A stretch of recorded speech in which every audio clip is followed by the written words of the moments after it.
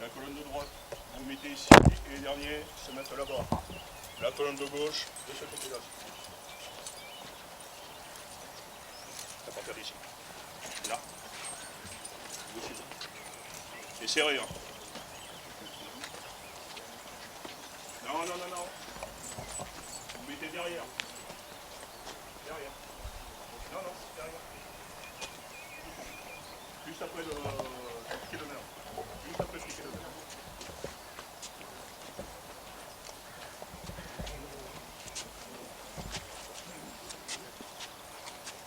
Bon, allez pour drapeau, repos.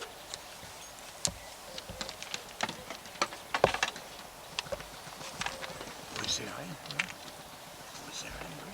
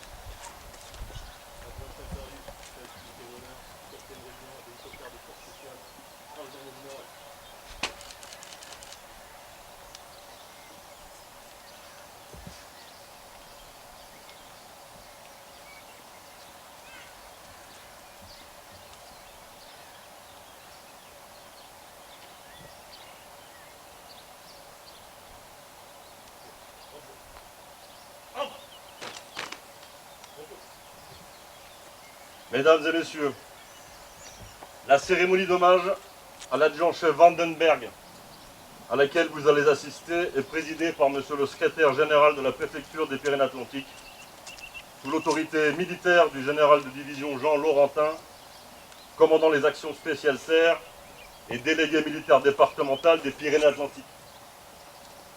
Monsieur le colonel Tran Dinh Vi, adjoint de Roger Vandenberg au commando 24, nous fait l'honneur de sa présence, ainsi que monsieur Bernard Lacombe, descendant de la famille d'accueil de Roger Vandenberg à Castillon.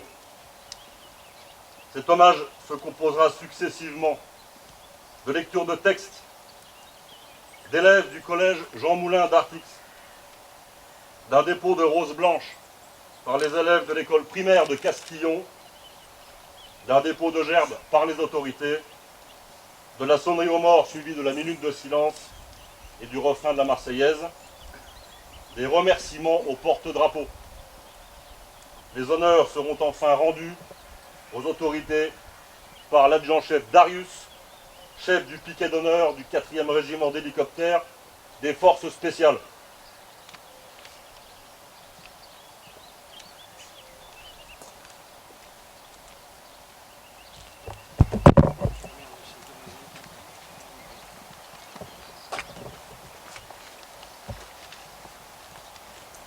Épopée de l'adjudant-chef Roger Vandenberg. Le tigre noir l'Indochine. Dans la brume de l'histoire militaire française, un nom résonne comme une légende, celui de Roger Vandenberg, né Robert Albert le 26 octobre 1927 à Paris. Ce héros forgé dans l'adversité est devenu une des sous-officiers les plus décorés du XXe siècle, un symbole d'héroïsme dont l'épopée continue d'enflammer les cœurs. Orphelin à l'âge de 5 ans, pupille de l'assistance publique, il grandit dans un monde hostile où la tendresse est un luxe. En 1935, Une famille béarnaise de Castillon l'accueille, offrant à ce garçon frêle un refuge précaire. Dont le destin, implacable, le jette bientôt dans le creuset de la guerre. L'appel de la résistance.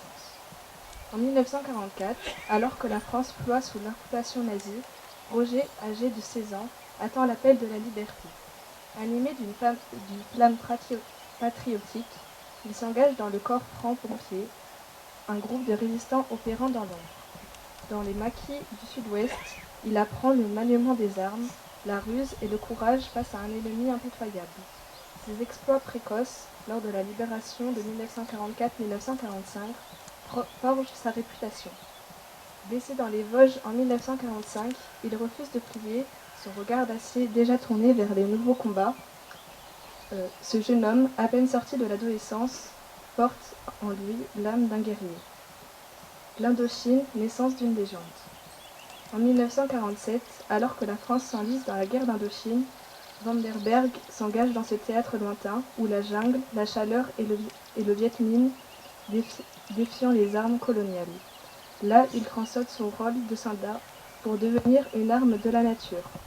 À la tête du commando numéro 24, surnommé le Tigre Noir, il révolutionne la guerre de contre-guérilla.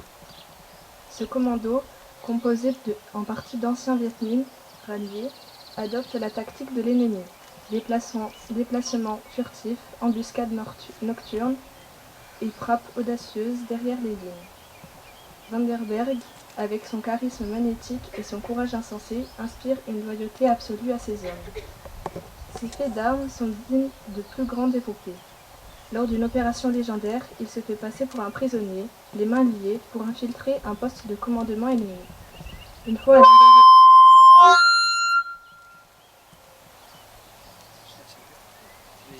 à l'intérieur, il se libère, neutralise les gardes et sème la panique, permettant à son commando de frapper une précision chirurgicale. Le Viet Minh, terrifié, met sa tête à prix, mais aucun chasseur de primes ne peut rivaliser avec le Tigre Noir, dont le nom devient synonyme de terreur pour l'ennemi. Un héros au prix du sang.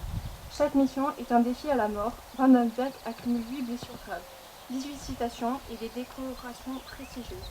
La Légion d'honneur, la médaille militaire et une litanie de croix de guerre.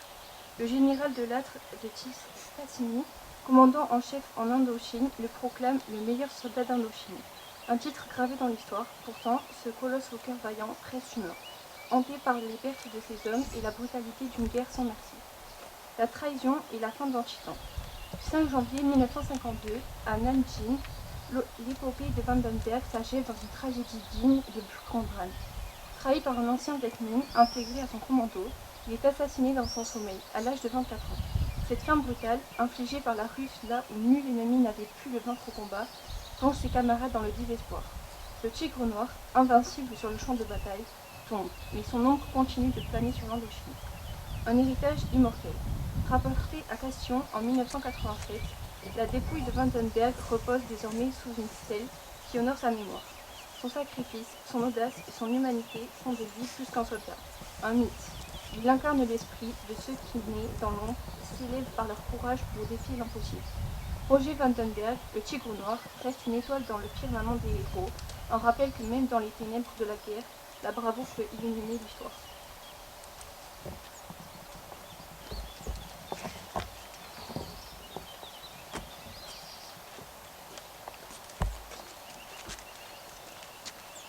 Lecture de l'acte d'engagement de M. Roger Vandenberg au corps de francs-pommiers. Armée française de l'intérieur, corps francs-pommiers. L'an 1944, le 25 juillet à 16h, s'est présenté devant nous le capitaine Péon, commandant le bataillon, M. Vandenberg Roger, âgé de 16 ans, exerçant la profession d'ouvrier agricole, domicilié à Castillon, canton d'Arthez, résident à Castillon, canton d'Arthez, département des Basses-Pyrénées. Le fils de Raoul, mort pour la France, et de Denise Adler, résistante publique, lequel a déclaré vouloir s'engager pour la durée de la guerre contre l'Allemagne pour servir dans le corps franc-pommier. À cet effet, il nous a présenté un certificat délivré par le médecin capitaine Jarry, médecin-chef du SFP, constatant qu'il était apte au service et nous a certifié sur l'honneur qu'il était né le 26 octobre 1927 à Paris, 14e. Nous lui avons notifié que s'il quittait l'unité à laquelle il était affecté, il serait considéré comme insoumis et comme tel passible de sanctions prévues par la loi en vigueur. Après quoi, nous avons reçu l'engagement de M. Vanderberg Roger, lequel a promis de servir avec honneur et fidélité pendant la durée de la guerre contre l'Allemagne. Contrat homologué sous le numéro 2715, signé par le lieutenant-colonel Guinesté, commandant en second le corps Framponnier.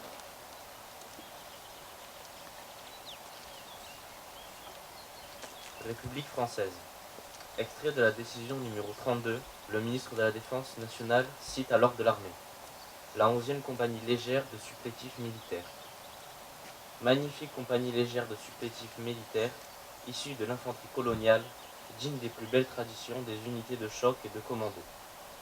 Et qui a participé depuis plus de 3 ans à toutes les opérations des secteurs d'Hanoï, Songhai, Hoa Binh et de la zone sud, signalant partout, par son allant, son mordant et ses belles qualités guerrières.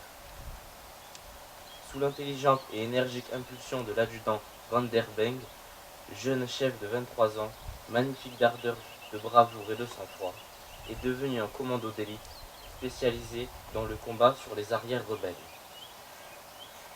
Affecté en zone sud à Tonkin, le 3 janvier 1951, a pris part aux nombreuses batailles d'ensemble menées contre les rebelles jusqu'au 7 mai. Sur le front de Dai, dans la boucle du fleuve Rouge et de Bongdieu, sur le faux canal de Phu Li, dans le secteur de Tai Binh, s'est tout particulièrement distingué le 21 février à la prise du village fortifié de Van Pu, 15 km au sud de Nanjing, qu'elle a réussi à enlever après 3 assauts consécutifs, allant jusqu'au corps à corps, assauts furieux, au cours desquels son chef a été blessé par balle. Durant cette période de 5 mois, a en outre effectué 22 raids profonds à l'ouest du Dei, en zone rebelle, dont certains d'une durée de plusieurs jours, et notamment dans le secteur de Padiev, de Bo Xuan Yen, de Trinu, de Huatu, Nungengo, dans la région de Ninh Binh, à Pho Die, Ham Ton, Tiemi, Van Lang. A même poussé à plusieurs reprises jusqu'au repère Viet Minh de Phu Guo Quang, situé à 20 km au-delà de nos lignes, et d'où il a rapporté le 17 mai encore de précieux renseignements de contact, ainsi que 5 prisonniers appartenant à des unités Viet Minh. Semant à chaque fois la panique chez l'adversaire, auquel il ne laisse aucun répit, le commando Vandenberg lui a infligé 4 mois, des pertes s'élevant à 193 tués et 25 prisonniers. Il récupérait en zone Viet Minh 8 mortiers, 2 pistolets mitrailleurs, 19 fusils, 5 pistolets, 250 mines et de nombreuses grenades et des documents importants. Enfin, le 30 mai 1951, s'est porté dans un élan magnifique au secours des occupants du poste de Ninh Binh, tombé au cours de la nuit précédente. A réussi, malgré la violente réaction de l'ennemi et les pertes éprouvées dans les rangs, à ramener nos lignes 3 officiers et 30 hommes du BM et du 1er RC. Cette unité d'élite, d'une ardeur et d'un esprit offensif rarement égalé, a contribué à créer en zone sud un complexe de supériorité générateur de succès, et a affirmé au Tonkin la doctrine des troupes de choc de la première armée française.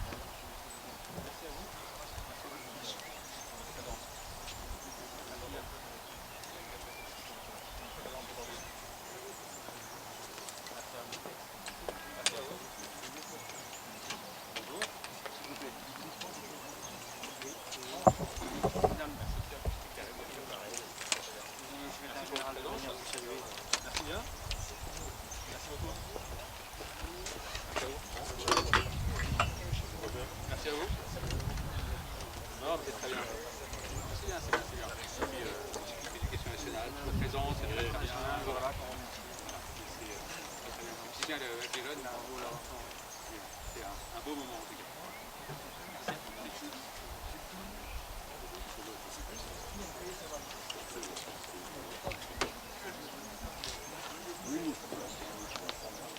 Mesdames et messieurs, c'est un